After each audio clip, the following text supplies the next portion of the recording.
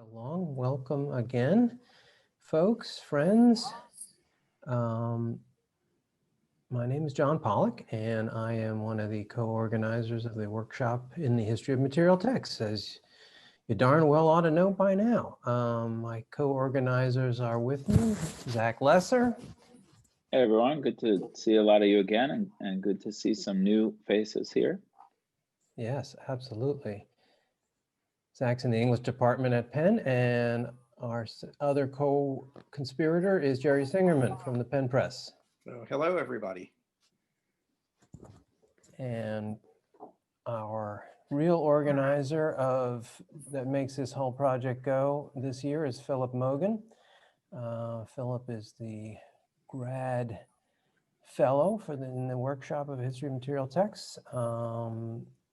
We are always, as many of you know, promoting the seminar, trying to reach out and make new connections with folks. Michael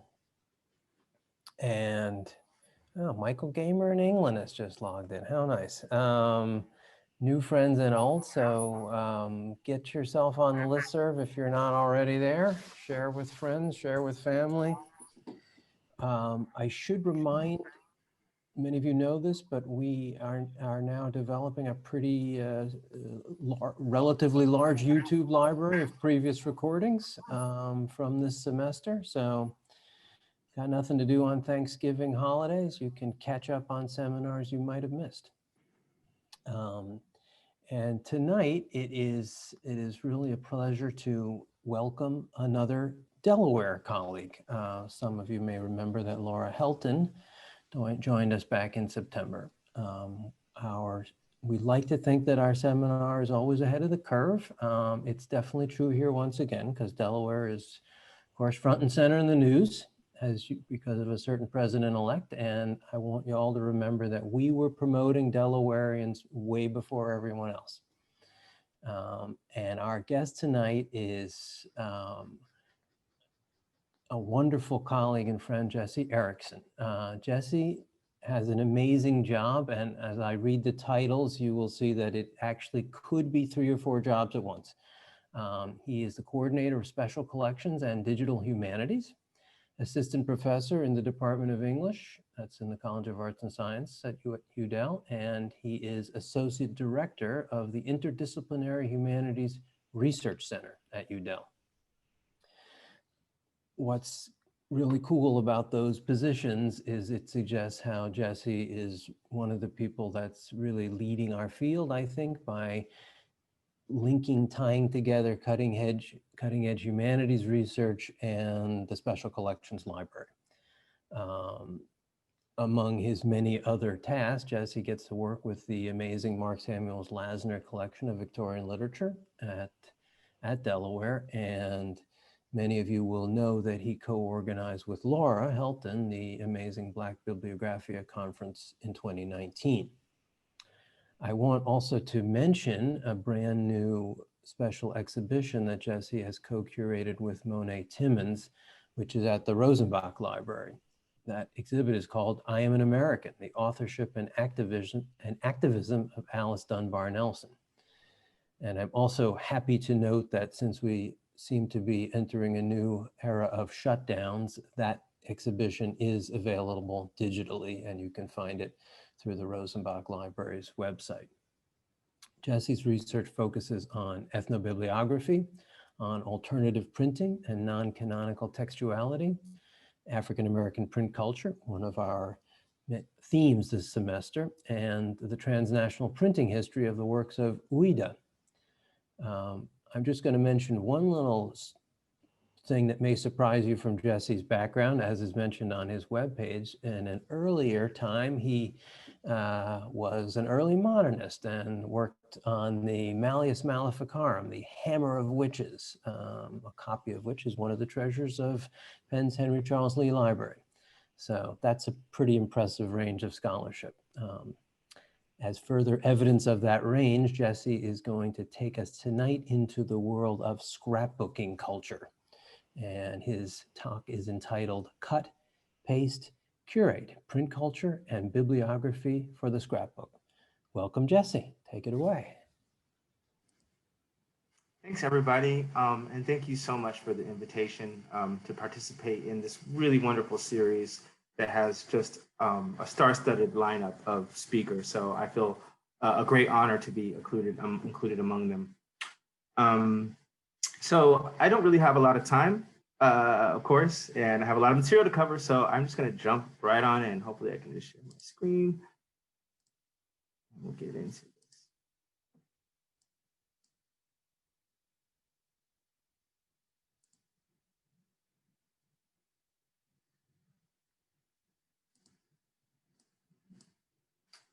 So there's a growing cohort of dedicated scholars and librarians who, in recognition of the value of scrapbooks, are seeking to realize their pedagogic potential.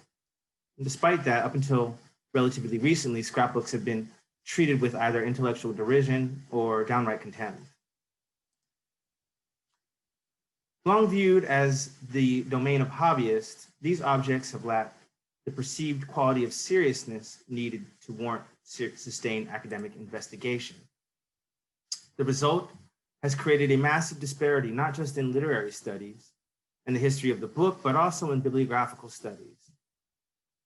The relatively small sampling of scrapbook bibliographies currently available to researchers are handlists that deal either with technique or theory, or like the bibliography of scrapbooks in the Billy Rose Theater collection at the New York Public Library, they are collection-based.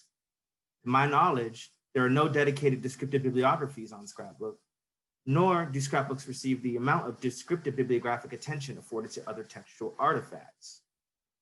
Ostensibly, there are a number of reasons that have been submitted to justify the demotion of scrapbooks to the intellectual dustbin. For one, they can be elaborate, convoluted, and unwieldy artifacts that defy straightforward analyses concerning their greater significance. They often fail to include the unambiguous chain of evidence connecting their creators to the content therein. And they're often multimodal objects with mixed media, as they can include print and manuscript and photographic and even digital content in a singular artifact. And they're consistently seen as being ephemeral, as the ephemera that fill their pages. And more than that, much of the same criticism of being valueless, which has been previously directed at the study of ephemera, has also been tied to the stigmatizing of scrapbooks. Yet in refutation of such critiques, the academic study of books as objects has entire fields of research devoted to manuscript materials. In fact, there's a paleographic lexicon in place to describe such materials in the most granular detail, and often in conversation with subsequent developments in print culture. And there is a descriptive bibliographic language in place to deal with Samuel volumes, for instance, as well as anthologies and edited volumes and other composite literary works. And artist books, which share much of the same intellectual quandaries as scrapbooks, have long been deemed as worthy of bibliographic attention. The lack of bibliographical research on scrapbooks has led to the passing over of tremendous potential in scholarly revelation in relation to our collective understanding of books and literature. For one, when considering theory, scrapbooks can advance our comprehension of narrative consumption. As premier scrapbook scholar Ellen Gruber-Garvey noted in Writing with Scissors, quote, "Traces of scrapbooks survive in our digital world beyond the repertoire of gestures of archivalness and cutting and pasting. Scrapbooks, newspaper collections, clipping services, library cataloging systems, filing systems, and even pigeonhole desks embody overlapping modes of thinking about information, how to concentrate it, and how to find it again," end quote. The constructional processes underlying the archivalness of cutting and pasting entails the ability to craft narrative materially through the fragmentation of autobiographical ideation at its most abstract. Therefore, at root, there is always a cooperative oscillation weaving outward ethnos with inward persona. Now, these public and private negotiations at once establish a sense of distance and intimacy on the page. And through such negotiations, internal identity construction occurs further through that process of strategic choice making, which constitutes an externalization of that persona by association, effectively enabling the scrapbook reader to participate in exercise of network mapping in return.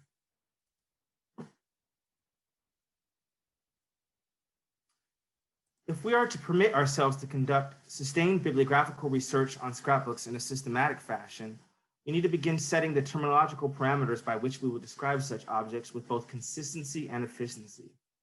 The world of commerce, in fact, is ahead of scholarship in some ways, as scrapbook scholarship has tended to treat scrapbook description with less terminological fixity than what is typically afforded to other book objects, and hence descriptions have emerged in more of an ad hoc and organic orthography.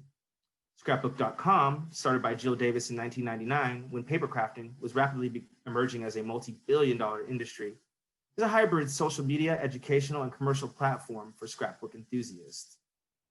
The website allows account holders to exhibit their scrapbook pages to other crafters. Consequence of the commercial dimensions involved in the site, the individual components of each layout are broken out in granular detail in order for other crafters to purchase them for their own pages.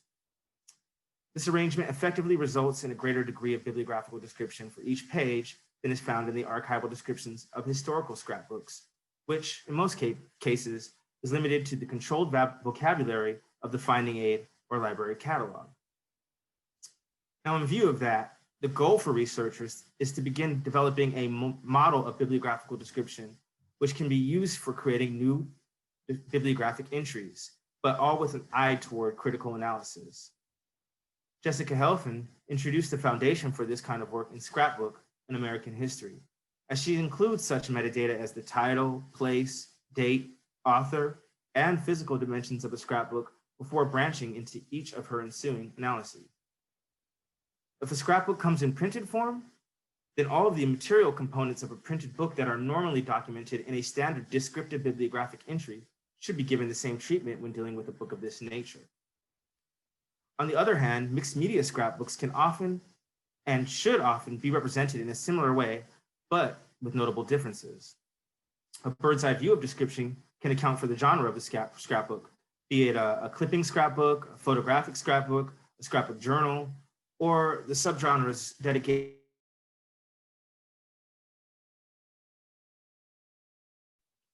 And once the question of genre is settled, then we can look at the binding, as a multitudinous variety of scrapbook bindings exist, which range from the most plain and unpretentious to has been disbound at some point during its artifactual afterlife, can provide evidence pertaining to narrative cohesion in a set of pages or the lack thereof. Being that scrapbooking is technically a form of paper crafting, the bibliographical capture of paper types in a given scrapbook is also a point of concern. Of primary interest is the substrate that forms the base of scrapbook's layering, whether it be on aged Whatman paper, notebook paper, smooth calendared paper, or the gummed paper of Samuel Clemens' famously patented Mark Twain scrapbook. Along such lines, the presence of adhesives should also be noted as additive stabilizers or decorative ornaments. In capturing the graphic orientation of layout, an intervention in bibliographic representation assumes a greater significance to scrapbook bibliography, particularly when dealing with ethnobibliographical concerns. The most immediately identifiable component of a mixed media scrapbook is the scrap.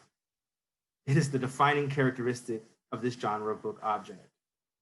Now, in many cases, these scraps are manufactured with printing technology, commonly the products of chromolithographic or offset printing presses. Taking note of pre-industrial, industrial, or digital printing technologies involved in the production of these scraps can serve in providing potentially valuable information. Correspondingly, the printed ornaments and die cuts that populate the scrapbook page can often be tied either to specific printing companies or commercial outfits that have built their brands around the manufacture of prepackaged scraps and scrapbooking kits. Companies like Raphael Tuck & Sons, Currier and Ives, and Latour and Boysen produce the various flowers, animals, and human faces and figures that adorn scores of 19th and early 20th century scrapbook albums. And these companies were known to market their products in distinct categories, described with a standard industry-based jargon. Also of notice, a key factor in the bibliographic documentation of a scrapbook is the content. For periodical clippings scrapbooks in particular, hidden histories can be unearthed in the curation of articles that fall in accord with the scrapbook maker's individual interests.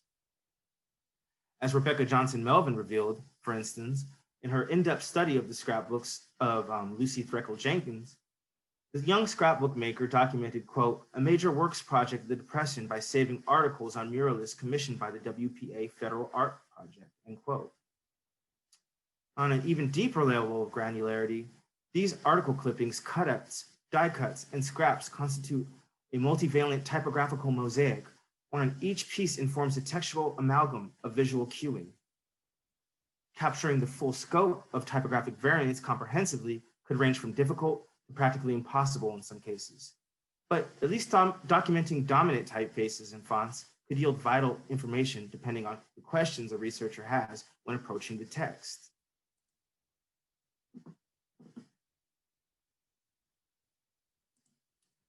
Decoupling race and ethnicity from scrapbooking is a futile undertaking at best. At its worst, it is a willful exercise in the exerting of one's own culturally reinforced racial privilege. K-pop, or South Korea's popular music, has been steadily raising its profile in America's 21st century popular culture. The fan base for this music is so vigorous that diehards have recently taken up scrapbooking as an attractively accessible method of venerating their favorite pop stars. K-pop scrapbook journaling, in fact, sits at the forefront of contemporary scrapbooking practice. When juxtaposed with American scrapbooking trends in the late 20th century, the appearance of this newly emergent phenomenon stands out as yet another example of fetishized exoticism, but not necessarily because the fans are otherizing these artists, as much as the current racial denotation of scrapbooks is grounded in American whiteness. To claim that scrapbooking is unraced and gender neutral is to ignore the myriad of racialized and gender dynamics at play in both the process and the objects themselves. The present-day scrapbooking industry was in large part catalyzed by a 1980s revival that began with a relatively small collection of Mormon quote-unquote memory books created by a single individual. As Jessica Helfand explains, quote, "The birth of the modern-day scrapbook is said to have occurred with an exhibit of 50 scrapbooks by Mary Ellen Christensen in 1980 at the World Conference of Records in Salt Lake City," end quote. Born in 1943, Christensen had been scrapbooking since she was a child. And in 1981, after the success of the memory book exhibit, she published a popular instructional book on scrapbooking practice, which she co-authored with her husband. Thus began a rebranding of scrapbook identity that anchored the semiotics of practice to a white female middle-class imaginary. In the August 5th, 2020 New York Times article, "Scrapbooking as an Act of Radical Self-Care," Michelle Garcia notes that the practice, quote, is one of those for which it is hard to shed the mental image of a white middle-aged woman. But as the industry and community that it is built around this craft has learned in the last few months, whiteness in scrapbooking is not a given, end quote. Then the article proceeds in painting a more racially complex picture of contemporary scrapbooking, one that has Black women scrapbook makers like Taziana Gordon, Azari Jarrett, and Kelly Perkey directing their craft toward the embrace of reparative racial justice through the safeguarding of their own wellness. As expected, the more that these women celebrated their Black heritage through the practice, the more resistance they encountered from makers and business owners intent on deracializing their practice and recentering it in the expectations of whiteness. As it turns out, however, these women are actually reclaiming a tradition of African-American scrapbooking that spans well over a century of multi-generational development. The African-American tradition of scrapbooking, much like the Euro-American one, crossed gender lines insofar as men, women, and children all participated in it as acts of narrative identity construction. In Black Girlhood in the 19th century, Nazira Sadiq Wright details how the editor Gertrude Bristol Mazel depicted African-American scrapbooking in her 1886 column in the New York Freeman, Our Women's Department. According to Wright, Mazel's idealized scrapbook maker, Nellie, quote, creates a record of what she deems the best expression of African-American life and arts, end quote.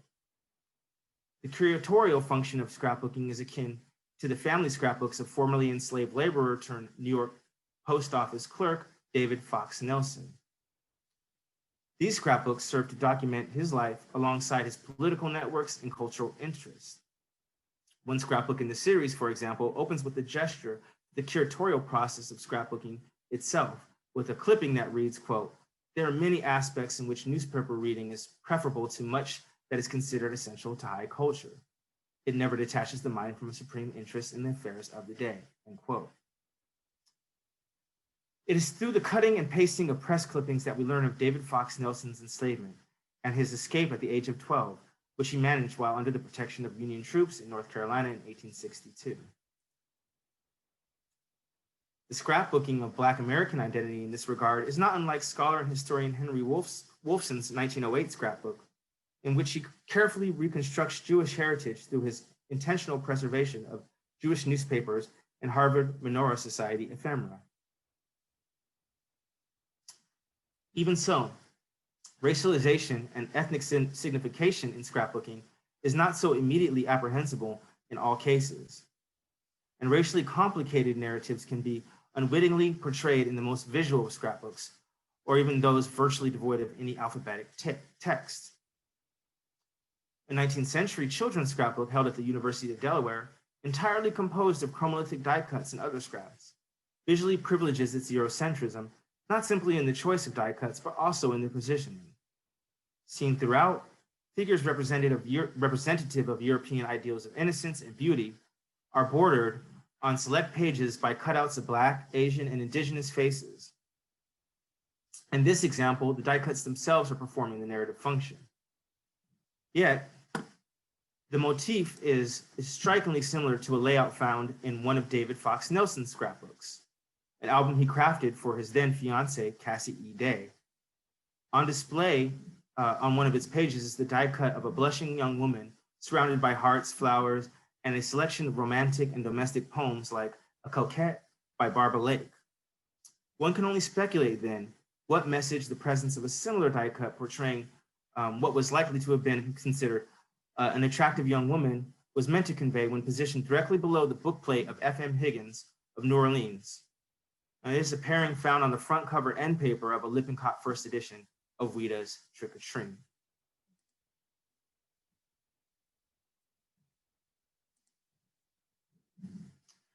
Elbert Hubbard established the Roycroft Press in East Aurora, New York in 1895. 11 years later, in 1906, Hubbard printed a fine edition of Ouida's A Dog of Flanders.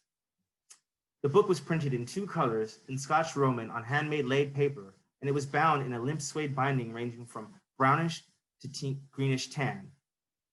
The edition was a rare example of a finer quality printing of the celebrated title, and the attention paid to producing the book was a material demonstration of Hubbard's appreciation for Ouida's most famous story. Yet, there is another comparatively lesser known specimen of Hubbard's appreciation for Ouida as a reader. And that specimen takes the form of an entry in his published scrapbook titled prosaically, Elbert Hubbard's Scrapbook, containing the inspired and inspiring selections gathered during a lifetime of discriminating reading for his own use.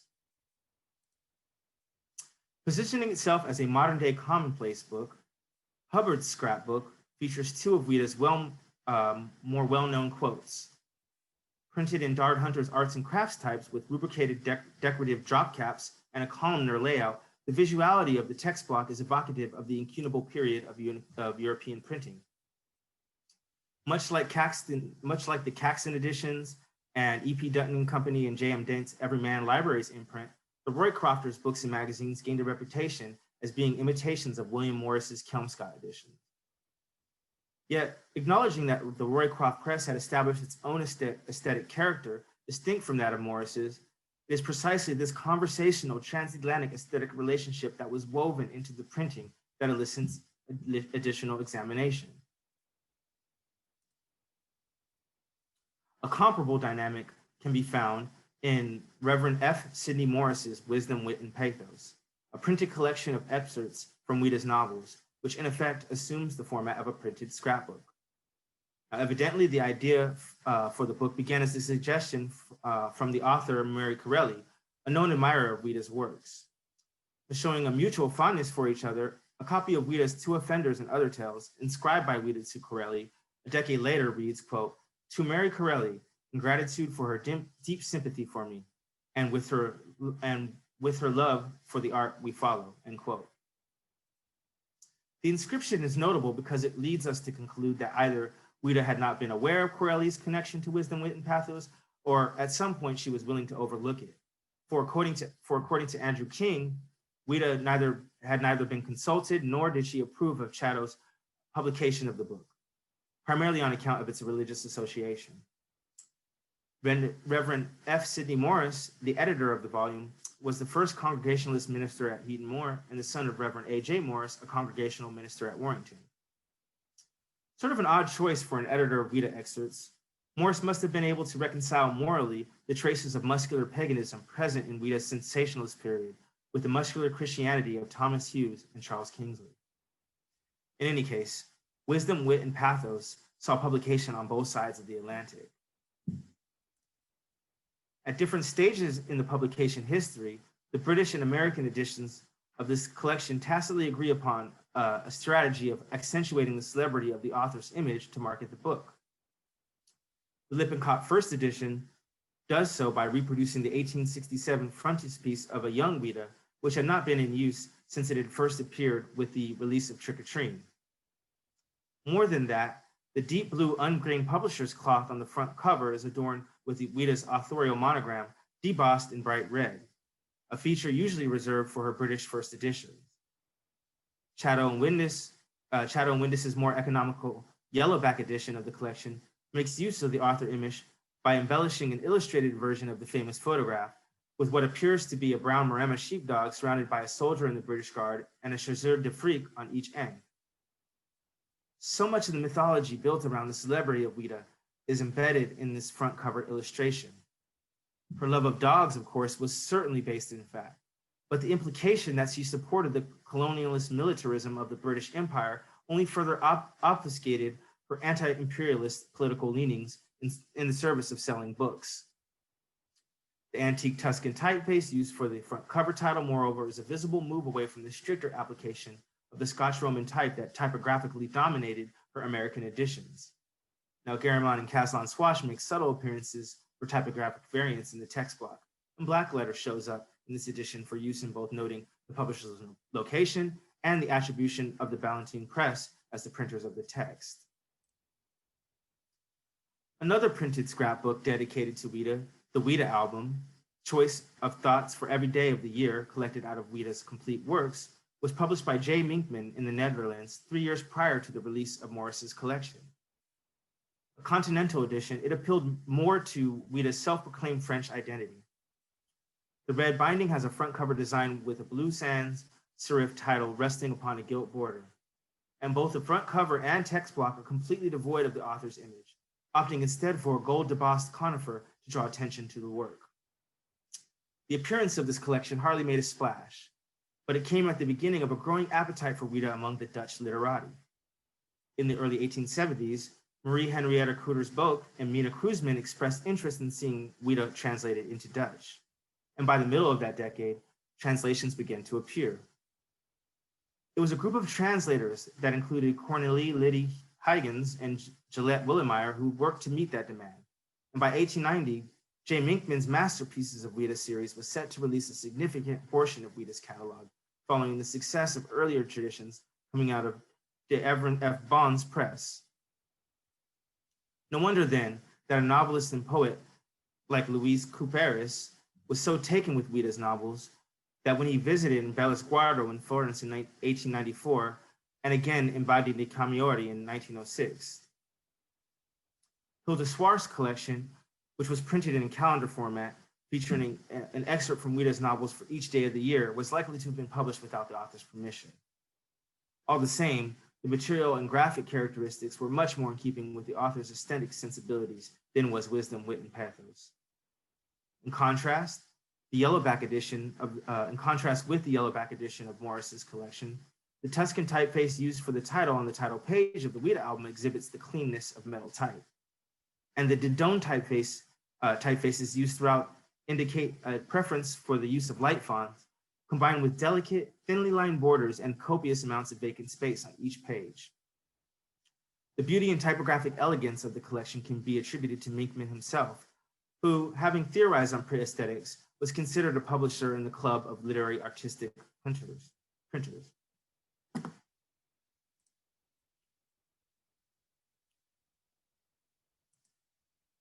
Scrapbooks are not often looked upon as literary objects, but the mixed media scrapbook can shed light on aspects of literature that were hitherto unconsidered or obscured. They can provide unique insights into iconic characters, as in the example of Zelda Fitzgerald's scrapbook. Quote, F. Scott Fitzgerald made no secret of the fact that he modeled many of his impetuous female characters on his wife, which occasionally led him to appropriate her diaries and scrapbooks for his own creative needs, end quote. These objects can inform our understanding of the reception history of a particular author's work, as does a scrapbook created by Alice Dunbar Nelson, who assembled a collection of published reviews on Violets, her first book of short stories, poems, and essays. And they can offer comprehensive record of a writer's journalistic writing through the calculated preservation of newspaper article clippings. Furthermore, they can also serve to fashion an author in the framing of a scrapbook maker's personal and cultural biases. And such was the case for a scrapbook of letters coming from Ouida with related materials housed at the University of Leeds. The scrapbook comes bound in a marbled board and navy blue leather quarter-calf binding, and the marbled end papers on the inside cover bears the bookplate of its former owner, Edward Allen Brotherton, 1st Baron Brotherton, and each base layer of its pages and scrap correspondence is blind embossed with the Brotherton's library stamp. Now, Lord Brotherton was an antiquarian book collector of the highest order, acquiring 17th century Shakespeare folios, medieval manuscripts, and incunabula, while competing internationally with other wealthy collectors such as S.W. Rosenbach during the golden age of rare book library collection building. As a wealthy industrialist, he was exactly the kind of money elite that Ouida was disapproved of most. Now, contrary to cliched stereotypes surrounding the ostentation of luxury, the unadorned simplicity of the scrapbook is among the greatest signifiers of its aristocratic origins. The simplicity works to distance the object from the associated middle classness of paper crafting. Absent are any chromolithographic die cuts or floral ornaments that would feminize the object, and the lack of any additional ephemera outside the neatly organized press clippings lends gravitas to the object in its rigidly narrow narrative focus. The mixed media scrapbook, much like its printed counterpart, is essentially a reflection of the transatlantic Anglophonic construction of Ouida's celebrity that was instantiated by the shared publishing history of Ouida's authorized British and American editions. Seen in this way, it bears repeating that the reflexive social construction of an Anglo-centric identity was one that Ouida time and again tried to distance herself from. More than simply sprinkling her novels with words and phrases in Romance languages, she actually composed letters and essays in both French and Italian. However, looking at the correspondence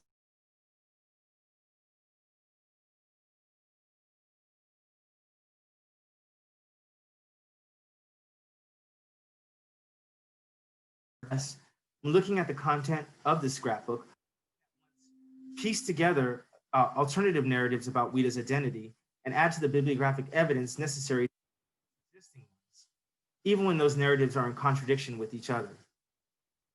For one, the fact that a scrapbook full of letters written to Ouida by Shorter, or the full of letters written by Ouida to Shorter, formerly in the possession of the Brotherton Library, intrinsically challenges the narrative that she was not taken seriously by cultured readers, at least that is, in private. Then again, the letters themselves tell a story, and a different one when read against the press clippings that sandwich the correspondence on both ends.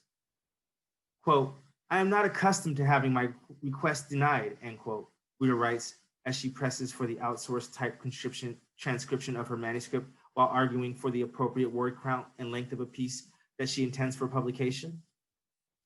Letter after letter in the scrapbook reveals a commandingly assertive woman in control of her own industry. The image is hardly one in conformity with the anglicized ideal of Victorian feminine domesticity. The selection of articles contained in the scrapbook, however, paint a different picture, one of Ouida in decline, depicting the author waning in popularity and suffering from the loss of her former wealth and deteriorating in health and physical well-being as she descended into poverty. A 1907 article from the Daily Mirror goes as far as to provide photographic evidence of her feebleness, although given the general trend in the media's reporting on Ouida, the evidence can hardly be relied upon. The majority of the scrapbook's articles, in fact, are obituaries extracted from such periodicals as the Daily Mail, the Westminster Gazette, and The Nation. Yet more than the transnationalism of the periodical choice is evident in the curatorial process of selection, a similar mishmash of old-style, transitional, and modern Roman typefaces is consistent throughout the typographical aesthetic of these articles. As with the other examples, The implicit typographical construction of Anglophonic identity goes unnoticed by its British and American readers.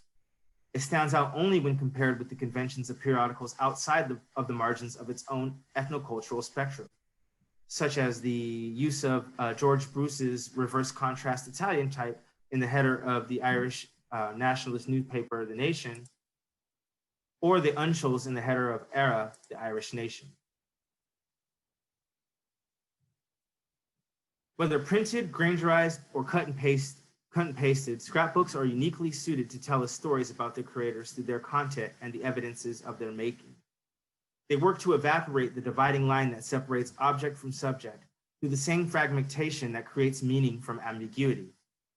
The visuality of these objects, particularly at that moment of contact with each new reader, becomes just as important as their layered textuality. In that way, they are without doubt worthy of greater notice in academic bibliography. And as seen when looking at how fans and admirers have scrapbooked the life and works of Ouida, these objects too can be surprisingly vital to the study of books and literature.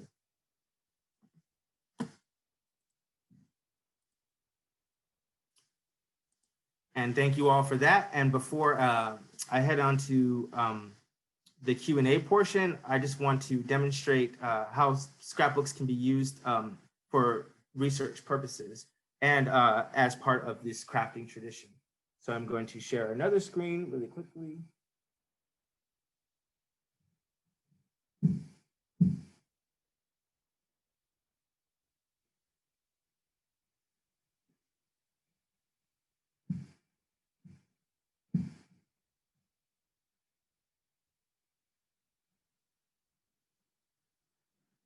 So what you're seeing here is a scrapbook that I created when I was writing on the history of representation of Ouida in the African-American press of the late 19th and early 20th century.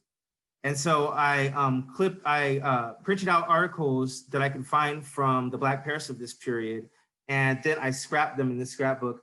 And using die cuts and ornaments, I marked out each section where Ouida is mentioned in some way. So I'll just take you through really quickly. And you can see here, every time you see a die cut, it points to a particular part where Ouida is mentioned. And the scrapbook itself tells a story in the layering, like I wrote about in the paper that I just shared. And it tells, within the layers, you kind of get a sense of my own journey from Los Angeles to Delaware, because the ephemera that the articles are layered over come from both the time that I lived in Los Angeles, going all the way back to the early 2000s up into the present day. And interestingly enough, you really get going through, and this is one of the chapters in my current book project, you really get an interesting story about how Black Americans understood Ouida and how her works were received in the community just by reading through the scrapbook. And the scrapbook itself, and I'll flip through in the interest of time rather fast, is mixed media and interactive in that. And you see, for instance, there's clippings of like Thomas T. Fortune poem here. And it's interactive in the fact it has like fold outs. You can see. So you can kind of play around with it. And yeah, there are really interesting stories that come out in the press. Like there's a story about how a young Black family named their child after Ouida, and then the advice columnist responds by giving her opinion of that choice of name. And then later on, you learn that their child unfortunately had passed away.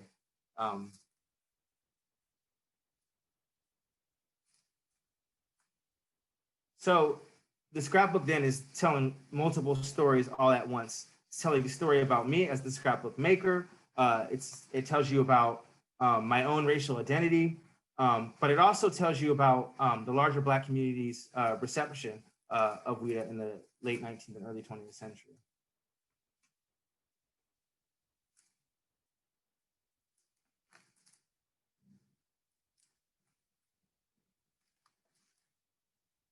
I'll just stop the share there and take questions. Thank you.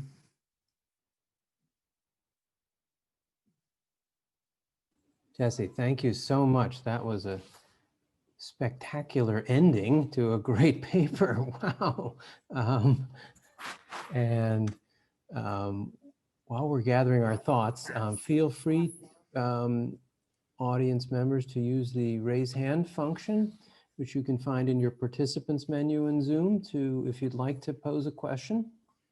You can also type questions in the chat if you prefer, and I'll read them out that way.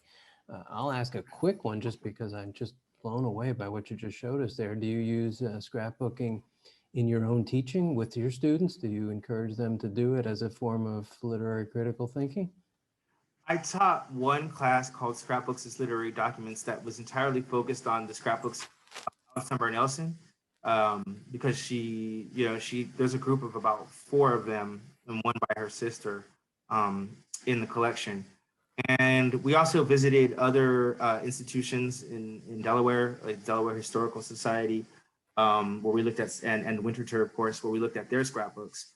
And we took sort of a deep dive into the process of scrapbooking, and we used scrapbooking as a way to make an argument. So the students were tasked with writing a traditional essay and then reframing that essay in the form of a scrapbook page, and then also in a digital scrapbook page. And the really neat thing about that class is that through augmented reality technology, we're able to layer digital content from the archive into the scrapbook pages itself, further challenging the strict dichotomies of print versus digital and manuscript versus print, which are totally blown away with mixed media scrapbooks. Awesome. Wow, that is something I'd love to learn more about. Okay, Stephanie, go ahead.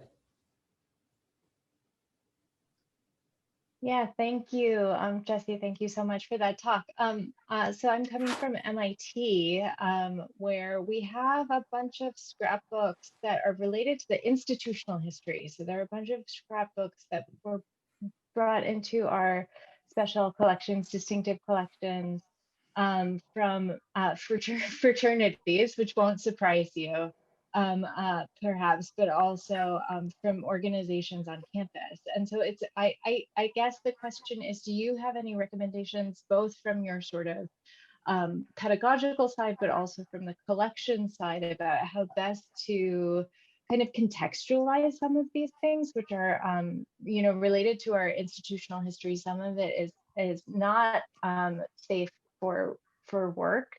Some of it is pretty racy, the fraternity stuff. Some of it is also pretty racist.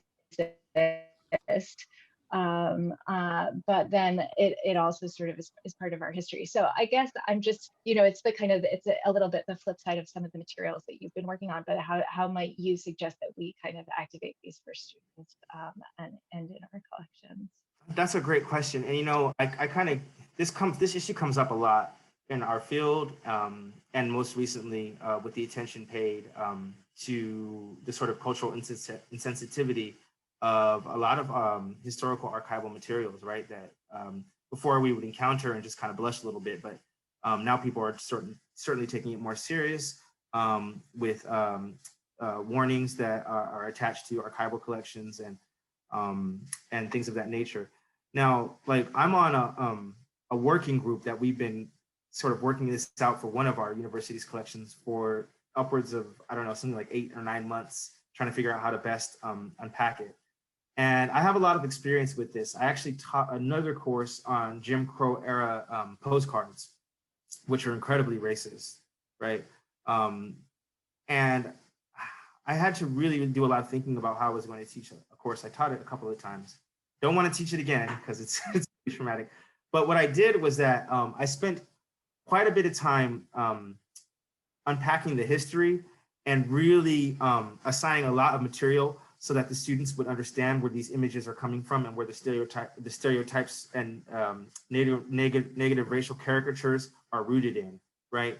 And then also I allowed students from the beginning to know what they were getting into, and to be able to, with open eyes, accept or reject that path, right? So they have the opportunity to sort of drop the course beforehand, before digging in that deeply into those materials. Because I do think it's important that we talk about this history and that we use materials to show the history to learn about it. But we have to do so in a responsible way. So I spent about, and I know a lot of, in libraries and archives, you usually have a one-shot, right? And that's not enough time to do the kind of thing that I'm talking about. But for semester-long courses, I was able to spend, I think like the first 3 or 4 weeks of the course unpacking the history before we actually dug into the collection, so that we were fully prepared to be able to deal with the collection in a responsible way. And then I assigned working with the collection among peer groups so that they could, as peers, discuss what they were seeing, in a way that they felt comfortable with, right? And it wasn't like problems didn't arise. We did have some issues where there were some teachable moments in terms of the use of language and the reactions that some of the students had. But those led to really more productive conversations. And as emotional as the conversations eventually became, I was able to sort of mitigate the toxicity of a discussion that could have potentially derailed by sort of being the mediator, right, in these discussions. So it's a lot of work, but it's actually worth it in the end, as long as you do so responsibly. Thank you. I might have to ask you for your syllabus, but I really appreciate the talk. Oh, Thank of course. You so much. No trouble at all. Awesome, thank you. We got a couple things going on in the chat, but I think I'd like to turn next to Ellen Garvey, who I think we may all agree defined this field in its modern contours. And I think, Ellen, you can confirm, presented some of the various earliest versions of her great Writing with Scissors at the Material Text Workshop. So take it away, Ellen. Thank you. This was terrific, Jesse. And I had can you hear me? Yeah. I had the pleasure of visiting Jesse's class and seeing the scrapbooks they made about the work of working from the work of Alice Dunbar Nelson. And it just was such a wonderfully imaginative approach to this topic. But then you're making your own scrapbook, your sort of fan scrapbook in a way of Ouida. And I love that the audacity of being a scholar and saying, no, I'm going to jump right in here too. And but it also reminded me, oddly, of Winterthur owns a collection called the Thelma Menson collection, I believe it is, that I visited many years ago of trade card scrapbooks. And Thelma Menson was not only a collector of these things, but she got so enthusiastic that she started mixing in and pasting other things into them. So they're a mess because not just bibliographically, I don't know what the term to even call it, but if you wanted to think about how children in the 1880s were using these things, your vision would be totally distorted by what Thelma Menson decided to do in the 1930s or 40s. And so I'm just wondering about the contours of that, especially, and then jumping back to your earlier discussion of bibliography and bibliographic description and the complications of doing that with scrapbooks. That is one of the problems with scrapbooks is you have most of the time, we have very little notion of who actually did all the pasting. We don't know, is this a scrapbook made by one person in the family or did everybody else throw something in every now and again? And I don't know that the bibliographic tools are particularly adapted to that. I'm just wondering if you had any thoughts on that in relation to that long discussion about how to describe scrapbooks.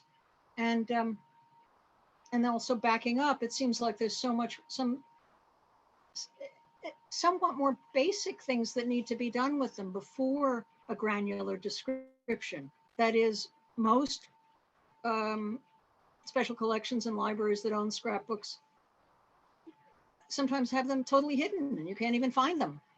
They're buried in somebody's personal papers and it takes quite a lot of digging to see that there is a scrapbook there. It might also, and also for libraries to even to think about, it takes a substantial resource to preserve them properly and to take them seriously enough to do that.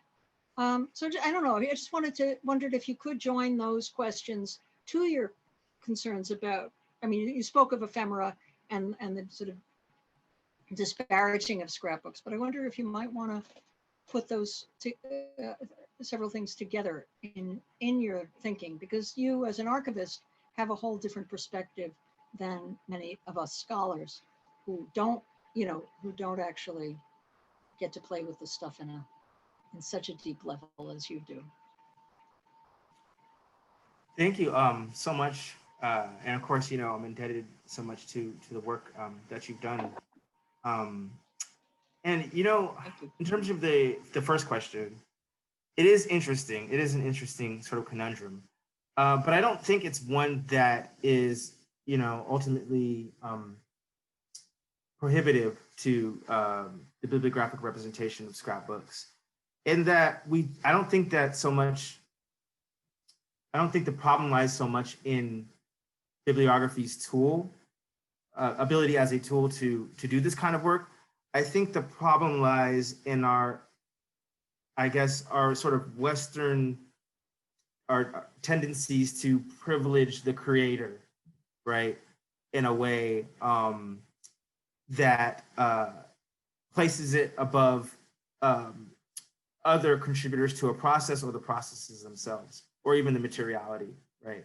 And I think that comes out a lot in, and I've written about this before. I think it comes out a lot in the concept of the ideal text or the copy text, right? We're getting back to Walter Gray here, back to the origins of descriptive bibliography from the earliest schools of thought on this. And there's sort of, in my opinion, sort of a myopic, almost obsession on this issue of the creator, who created something, right? And that deals with, sort of this notion around proper attribution of works of literature that have come to us, right? But but I guess the idea that the author or the creator is the most important consideration doesn't even sort of stand the test in time when looking at the long view of Western history, right? When you think of before even the cuneible period, the ways in which manuscript culture treated the concept of the author much differently, right? And the author and the creator much differently. And it doesn't hold up to the scrutiny of other sort of cultural conceptions around how books are produced or how books are even printed, right? I know that book history in Japan has a completely different sort of modality by which works were issued all the way up until at least the second half of the 20th century. So I think it's a matter of, I mean, sure, it's a matter of what your question is, right? And if you're really trying to figure out what's going on in relation to a particular creator or author, then it's up to you to be able to do that investigative work. Or if your concern is, like you had pointed out, what's going on with children in the 1880s, and there's other sort of layers mapped onto that, then it's up to you as a scholar to be able to discern the points by which the 1880s ends, and then that new creator comes in and adds on to that. But I guess and I say this a lot, as a child of hip hop culture, as a child of the hip hop generation, the idea of remixing and sort of reconfiguring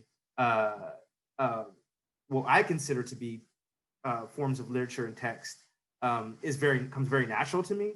And so I don't see sort of like a multi-generational remixing in a single object as a problem to overcome through the scholarship. I see it as adding to the richness of the object and something to be studied as well, right? So I would look at the object and say, oh, wow, somebody in the 1930s added to this in the 1880s. And what does that say about this person's, relationship to this object and how they felt about trade cards or, a different set of questions and concerns.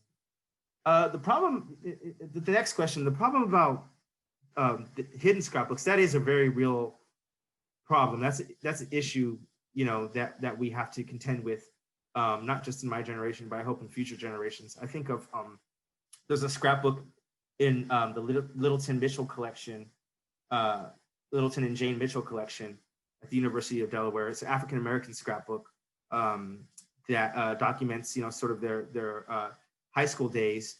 And it's a really, really interesting scrapbook, terrible shape, falling apart, but it's an interesting scrapbook. But you wouldn't know, I mean, it's not in its own collection of scrapbooks, so it's not like it would just, you know, immediately show up, although there are ways of finding it within our finding aids because it's tagged in a certain way where it will come up. But you know, I mean, I think of all the scrapbooks that are possibly hidden in collections all over the world, and it's kind of a mind-boggling to wrap your head around.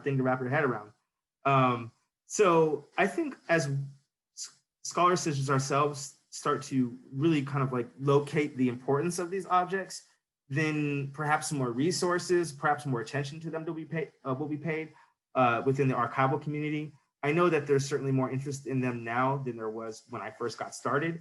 And a lot of it comes from the fact that they're such unwieldy objects and they're so hard to digitize, and you know, they fall apart and you don't know what to do with them if they're disbound, or you know, sometimes generations in the past wanted to disbound them themselves and put them into neat little archivally preserved mylar and other and boxes, and others have taken the approach of do no harm and just leave it as is. And then you don't want to let researchers look at them because it's going to deteriorate more. So there's all these, there's just a whole, you know, sort of cadre of questions and problems dealing with the archival preservation side.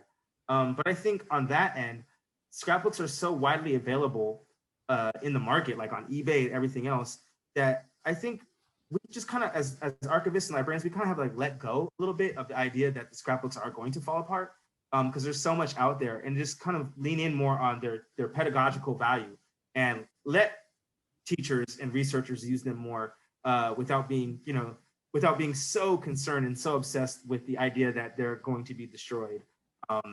Because like it or not, a lot of these things are going to fall apart eventually anyway. So I hope that answers both of your questions. Make sure to edit that out for the conservators that might be. I know. Here, but thank you. Awesome. I am going to read a couple of comments from the chat first, and then we'll get back to some more audible questions, because Michael Gamer and Zach Lesser are having a conversation here that takes us back to kind of an earlier moment. So let me just read Michael and Zach. Thanks, Jesse, for an interesting talk. I'm very taken with your thinking on scrapbooks in ways that remind me of how often we talk about collections, whether personal or institutional. I'm also struck by the similarities to commonplacing. And so my question is about where the practice of scrapbooking diverges from these other forms of collecting and assembling. In particular, I'm wondering whether the form and material culture of the scrapbook creates some fundamental differences from these other kinds of collecting and extracting. That's Michael. And then Zach adds on, thinking along similar lines, especially since textual excerpts taken for commonplacing are often referred to as scraps, often pejoratively in the sense of someone haphazardly or indiscriminately collecting bits and bobs. So any thoughts or responses to those comments?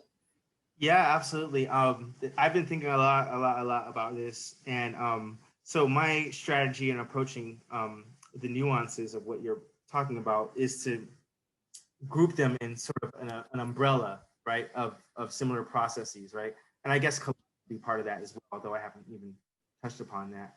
But certainly Grangerizing, and that's why I spoke about, sort of the die cut in the edition of Trick or Treat that I have, because it was just such an interesting piece of history, right? And it sort of this traces of ownership, like the book plate itself, right? So I see them as all being sort of interconnected, right? And I try to suss out the ways that they're interconnected as I kind of weave through this argument.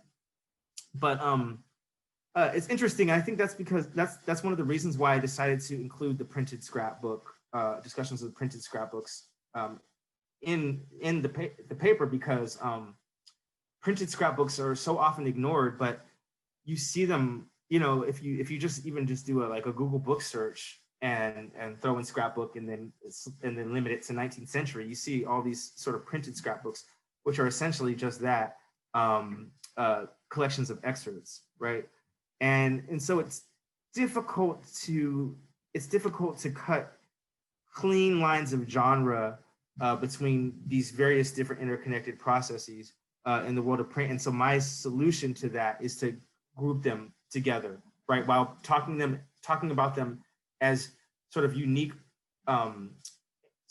processes that are all sort of connected under the umbrella of this idea of scrapbooking, right? But I think scrapbooks in the most technical of definitions would include what we would consider something, you know, sort of cut out and pasted in some way on a page in a particular way that's almost like you know it when you see it. I definitely take a process orientation to the research more than a product one. Yeah, great. Michael or Zach, do you want to add anything on that? Okay, great. Let's turn to Frederick Feldman, and then we'll go back to the chat. Hi, this was really fascinating, and I don't know anything about the scrapbooks or Ouida, so this was a lot of information. You really packed a lot in there. I thought it was really, you know, I saw how you have these overarching concerns about scrapbooking, and then also how you're using it in a really interesting way to look at the reception of this author, a specific author. And I don't know anything about time period or that or Ouida, but as I was listening to you talking about it, I was wondering how to think about scrapbooking as the genre, because I never thought about that before, and continuities and historical discontinuities. And our people already brought up commonplacing, which was where my mind went immediately. But I also thought of other things, say like Bartlett's familiar quotations, or maybe devotional books or things like that. And because some of your examples are multimodal and visual, some of them were purely textual.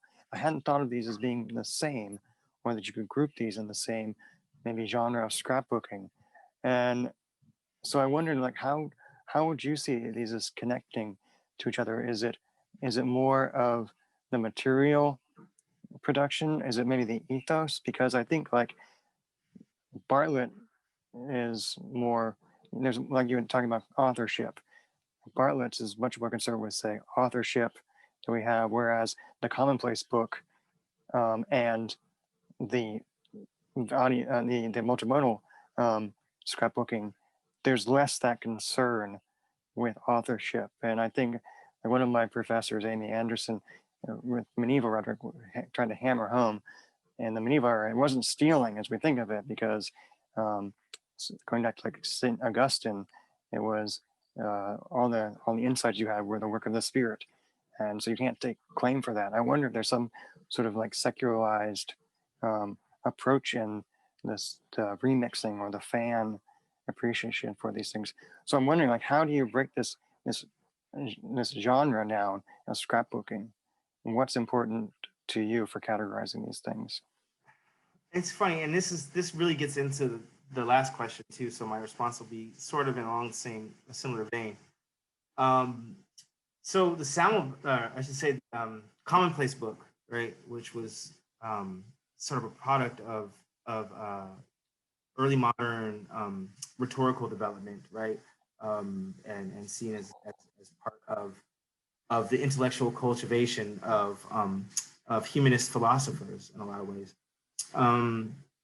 Is oftentimes in scrapbook history noted as the origin of what we would think of as like 19th century scrapbooks, right? So scrapbooks are sort of in a tree root model linked back to that root, right? As the commonplace book, because that's, you know, where it starts. But I tend to take a different sort of look at scrapbooks as a genre, and not seeing it sort of in that chronological way to where commonplace books give birth to the scrapbook at some point in the historical development of scrapbooks. I take on a different view, and I see it as all looking at the ways that we consume textuality, right? The ways that we interact with text. And so, you know, whereas I'm leaning a lot on Azuma's work here when I say this, but there's this idea of an overarching sort of grand narrative to the notion that the commonplace book was the, you know, originator conceptually of the scrapbook, right? And then that you can kind of trace them along chronologically. I see it as more, I think that scrapbooks, and this is kind of a difficult argument to make, but scrapbooks are emblematic of a different way of interacting with text, of consuming text, that is more in line with what Azuma calls the data-based model, right? And that sees it as we take chunks of text and configure these chunks in the ways that gives each reader new meaning, right? So instead of looking at that grand narrative, looking at it as like a database narrative way of model of narrative construction, where we can take pieces of everything that's out there and then like a database, and then create something that means something to us, and not even like a micro narrative, but a hyper individualized narrative, right? And scrapbooks do amazing job at performing that function. And that's really kind of the underlying argument that I was trying to make throughout the entire piece. And that's a completely different way of looking at the scrapbooks as a genre and the history of scrapbooks. It's funny because when I was first thinking about, you know, how I would work through the chapter, what immediately came to mind is the print on demand edition of Ouida's works, right? And the reason it came to mind is because with print on demand, you know, what you're having is sort of a facsimile copy of the 19th century typesetting, right? But it's always packaged in a new sort of generic paperback cover. And there are some companies where you can order these books and you can kind of like choose your own cover, right? And so it's that process of choice, of choosing, that I think is intrinsic to the idea of scrapbooking. It's like, and commonplace books, it's that connective thread. It's like, I want to choose what I want to represent my relationship to the text, as opposed to saying, well, here's exactly what defines scrapbook as a genre, and here's where that comes from in this earlier example. Just like when I was saying in my response to the last question, it's more of the ideas behind it that connect these in sort of this umbrella idea. And that's how I'm able to sort of conceptually, or at least at a cognitive level, group in things like books of quotations and what is, you know, officially titled a printed scrapbook, or things that look more like a commonplace book, and these you know, sort of multimodal mixed media scrapbooks all together in the same discussion. Awesome. If you're not reading the chat, catch up on, because there's a lot going on over there. I am just going to summarize a few comments, then turn back to Susan and try to juggle things. Going back a few minutes ago, well, there's been a kind of thread going on this question of the creator and creators, as Jesse has been raising. So Megan asks, have you found examples of scrapbooks that are made gifts for other people, or do most scrapbooks tend to be created for personal use expression? That's Megan's question. I'll just throw a few things at you, Jesse, and you can pick and choose. Crystal thanks you for your presentation and asks sort of a related question. Have you uncovered much on the scrapbook creator's affect in creating their scrapbooks? For example, he says, I associate modern scrapbooks with the creator taking great pleasure in the process of creation. Have you seen pleasure or other emotions documented in historical scrapbooking? And Whitney points out this sort of challenge of how we define creativity as originality versus creativity as parasitic, or this may be, I think, Whitney, you're suggesting a problem with how we evaluate or value scrapbooks, because where in what does the creativity lie? And finally, Linda Chance, to your point about Asian culture, says that Japan is certainly the place to look to interrupt the tyranny of the singular author, and maybe also to get away from words themselves and more toward collecting images. Okay, that's just the start of stuff going on in the chat, but any thoughts on any of that? Yeah, for the notion of, you know, gifting a scrapbook, creating a scrapbook for another person. The one of the scrapbooks I gave in as an example in my talk was the scrapbook that David Fox Nelson created for his fiance Cassie E. Day. And if you look at the other scrapbooks, there's 5 in the collection. It is an outlier, right? It's the only scrapbook that includes sort of a copious amounts of die cuts and ornaments and things, whereas others are more sort of scraps taken from correspondence and mostly press clippings. So there's a marked difference that you could see in that scrapbook, and it's listed right in the front as a gift to my fiance, right? And so there's a sort of the sentimentality of romance, right? And that gets to that question of affect. I think scrapbooks, let's say the mixed media kind of scrapbook, is wonderfully effective at conveying affect. And I think even more so with contemporary scrapbooks. But I don't know. No, I don't know. I take it back. I wouldn't say even more so, but it definitely comes out very strongly in contemporary scrapbooks. And I think one of the problems about the scholarship on scrapbooks is that it's cut off somewhere, in the mid to late 20th century, as in we tend not to look at what's going on right now with scrapbooking. And there's just so much we can look at with what's going on right now with scrapbooking. I mean, scrapbooking has continued to evolve, right, and change over time, and it really has blown up. We're talking about a multi-billion-dollar industry, right? So I mean, even just in the time that I've been scrapbooking, and the Ouida scrapbook that I showed you is one of many scrapbooks that I have. I've been scrapbooking for a while. I have 3 that are kind of Ouida based alone. But this is to say that now with what's available in these scrapbooking kits, you have a lot of opportunities with what's available to convey affect through the different die cuts and ornaments that you use. And a lot of times that's conveyed in the phrases and the photographs that you would choose, right? And it's so kind of tongue in cheek, and sometimes that it literally says the emotion. So it's like, oh, happy, or wonderful day, or I'll never forget it, and then it's like it has like the sun and smiley faces and things, and you can convey all that, right, with your choice of scraps and ornaments. And I think that was done too in 19th century scrapbooks. But some scrapbooks are rather somber and have a very serious tone, and it's really hard to get a sense of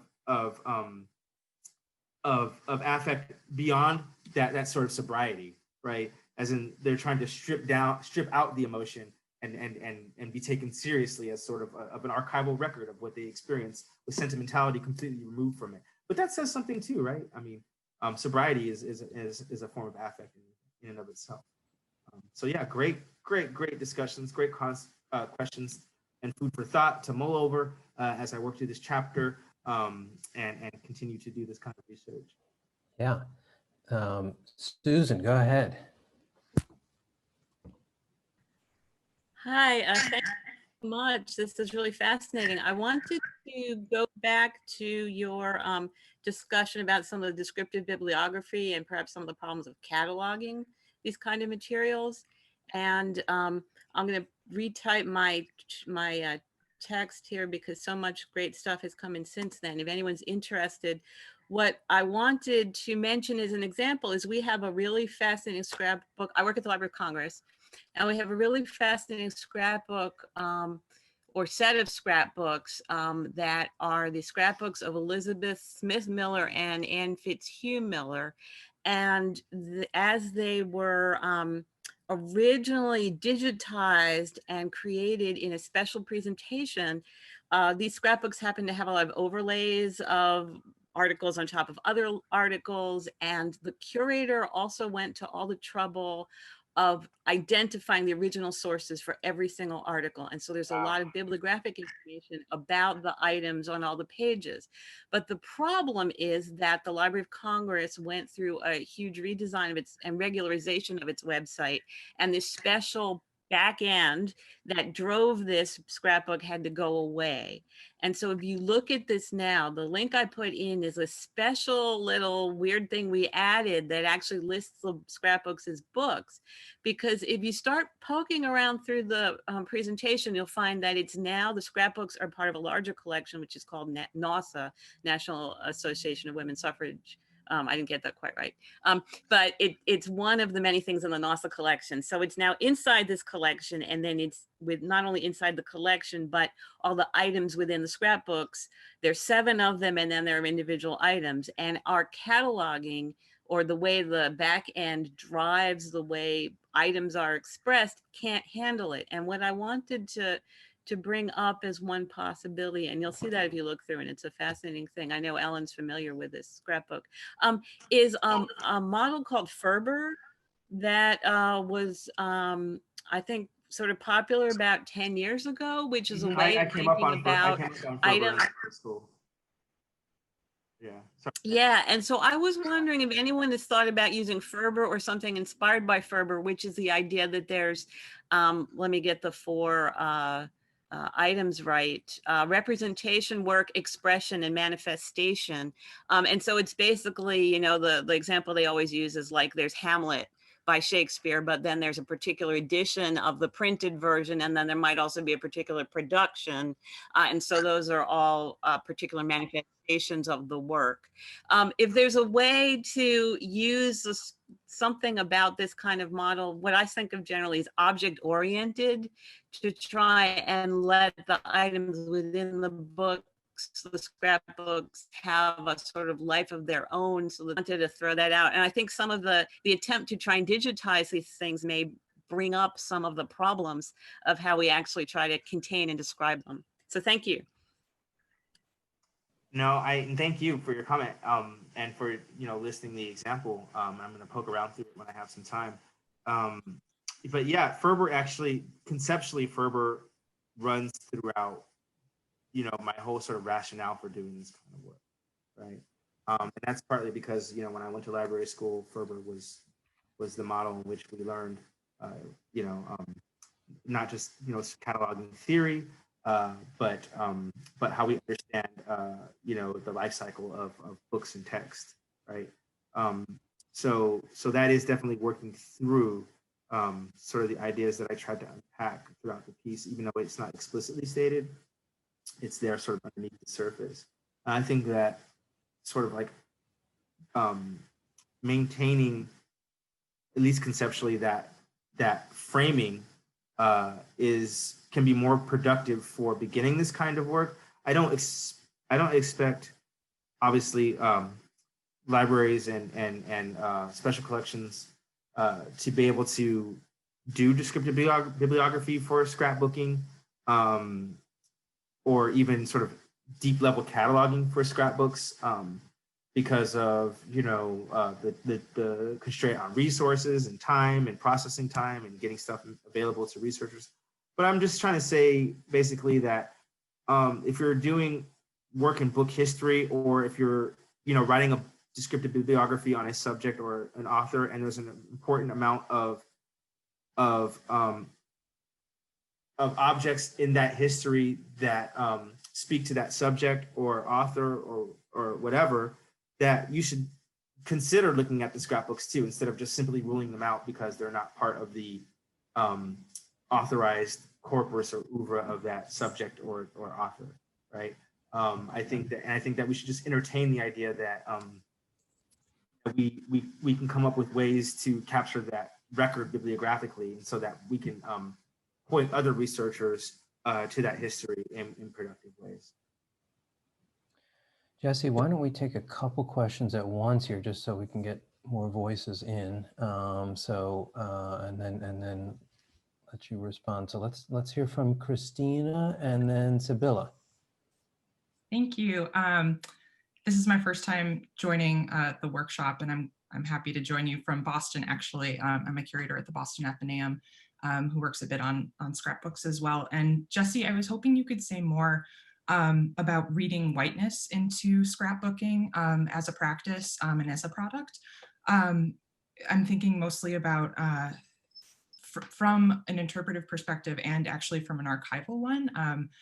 What does it mean to sort of try to ascribe race to the makers, especially when the scrapbooks are anonymous? What is gained or lost there? And also acknowledging that there is a certain level of privilege required to save archival materials and to make sure they find a home in special collections libraries and things like that. And so, yeah, just curious to hear your thoughts on that. Oh, of course.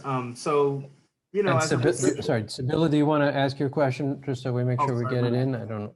Yeah, and then we'll, yeah. Yeah, absolutely. Thank you, Jesse. This is, I've never seen the chat so busy and lively. Thank you, everybody, for contributing so much. I wanted to go back to, you mentioned that you did something with augmented reality, stepping on books. So I wanted to ask you if there is a place where these can be seen.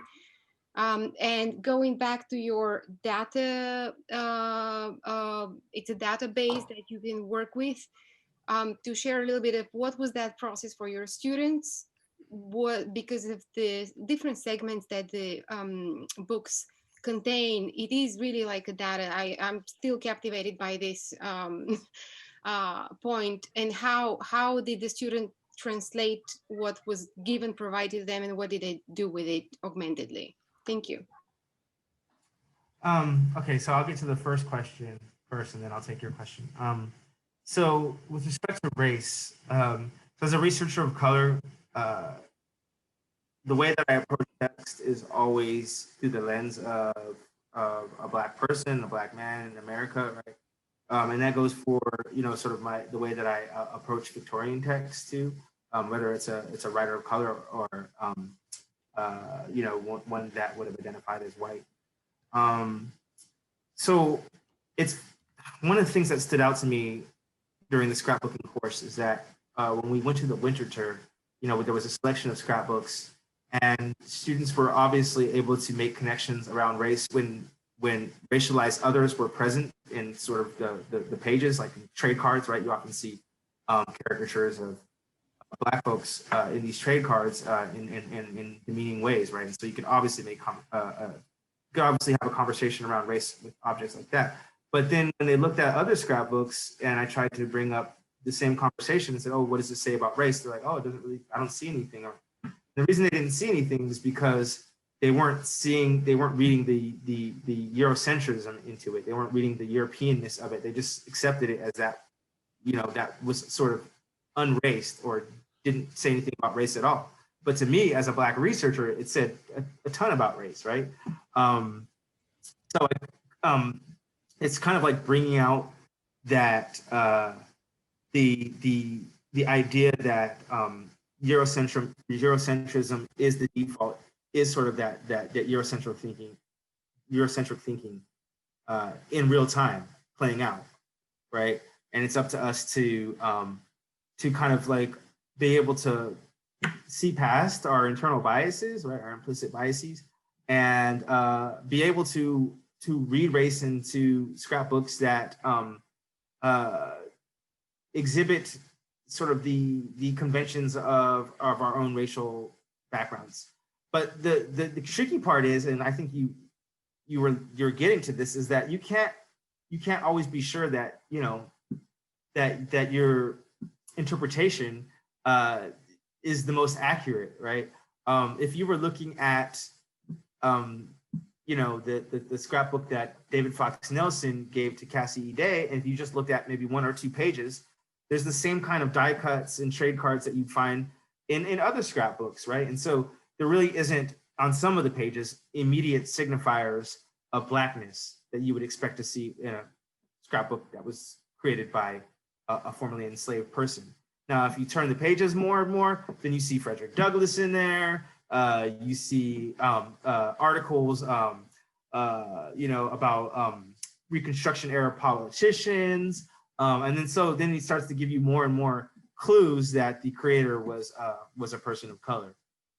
But regardless, there's always going to be some kind of clues about the ways that it informs the racial construction of both the creator and the reader.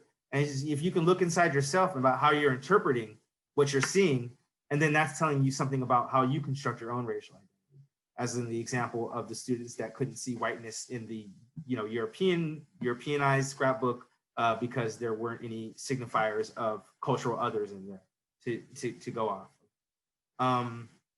Now with the question of augmented reality in the database, it was interesting.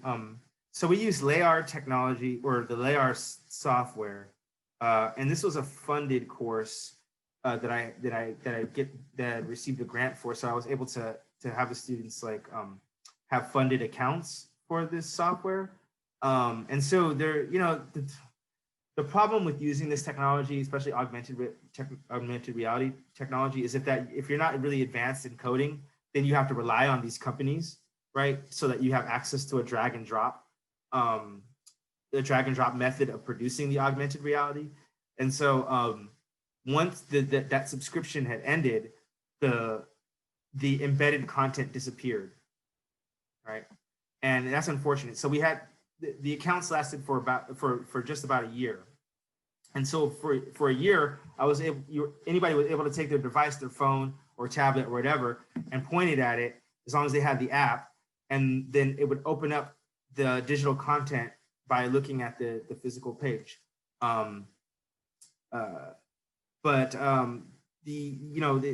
The fact that it was sort of behind a paywall for access to embedding that content, once the subscription ended, the content you'd never longer have access to. So if you want continual access, you'd have to continue to pay LAR its yearly subscription fee. So that's a problem. But on the flip side of that, the augmented reality technology is becoming much more available and much more common. And it's not as difficult to do that kind of work as it was even a few years ago when I taught this course. Now, with respect to how it informed their interaction with the text and their own research, there were tremendous implications. There was the sort of conceptual framework that each of the students had to contend with when building their scrapbook pages and trying to match it to the argument that they made in the traditional sort of academic essay, right? But then there were the technical barriers. Some of the students had a lot of trouble creating sort of animations, right? They were trying to use some of the digitized archival material to then animate that in the form of sort of like a GIF, right, or something like an animated meme. And in order to do that, I actually had a computer science major that I hired as a research assistant to help to have instructional sessions on creating some of the digital content using the digital archival material. So it got kind of complicated. But so working within the constraints of the technology, they had to make different decisions about what they would choose to embed and how they would embed it. But I'll give you one example of what was used. So in a picture that was included in one of the Alice Dunbar Nelson layouts, there was a picture of Howard High School, right? Because Alice Dunbar Nelson was an English teacher. She was a woman of color. She was an English teacher at Howard High School, right? And a very sort of a renowned one at that. And what the student did is they embedded an oral history from one of the students from Howard High, talking about their experience at Howard High, so that when you looked at the picture of Howard High, what would come up in your phone was that oral history, right? So that sort of connected a different layer of the history to what they saw visually to an oral experience. Fantastic. I am just going to toss one relatively quick question from the chat here, and then we're going to let you go because this is amazing, and I think we could go on all night. But Ellen is asking if you have plans, if UDEL has plans to fully digitize Dave Fox Nelson's scrapbook she sends a link to one page that's up already, or maybe you've already done it. Yeah, we're in discussion about that right now, so I don't know where we're going to land on it. We definitely want to. Rebecca and I are really keen on having those materials digitized for instruction and research, and we're talking, with sort of conservationists about the possibilities. So stay tuned. And I think stay tuned is a wonderful place to end here. So I encourage everybody to look at that chat, which has had a fantastic series of conversations going. But I think we should let Jesse go because we're getting late, and thank him so much for just clearly opening 1,000 doors for us. Thank you, Jesse. Thank you all so much. I really appreciate you all coming to see my talk, and really enjoy your week, enjoy your weekend, and thank you.